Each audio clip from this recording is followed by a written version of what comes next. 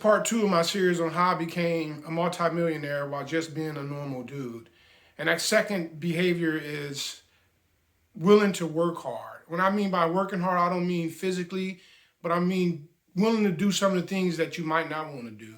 And my favorite example of that is when I met a friend who introduced me to The Making of American Capitalists, which is a book written about Warren Buffett. And in that book, I Warren Buffett said that his book that changed his life, and I would add changed my life, is he read The Intelligent Investor, written by Benjamin Graham.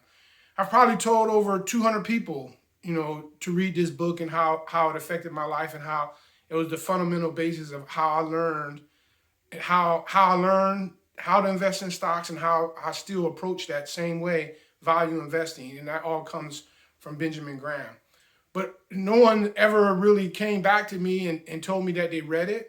When I read it at the time, I didn't know hardly anything about stocks. I was investing in mutual funds. I didn't know a lot about stocks. So I had to read the book really, really slow. Sometimes I'll read a chapter, realize I had no idea what I just read. So I have to go back and read that chapter over again. I had to have a dictionary. This was, a long time ago. I had to have a dictionary near me because I would have to go look up words.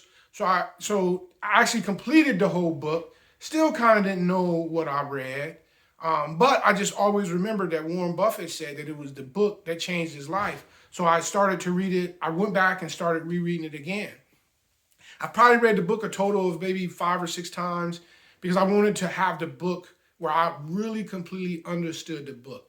But that book took me on my journey, took me into different fields, into different books, reading more on stocks and other Benjamin Graham books, reading more on bonds, learning all that. So when I say work hard, at the time it might have not been what I wanted to do, but I knew it was what I had to do and it's what I needed to get where I wanted to be.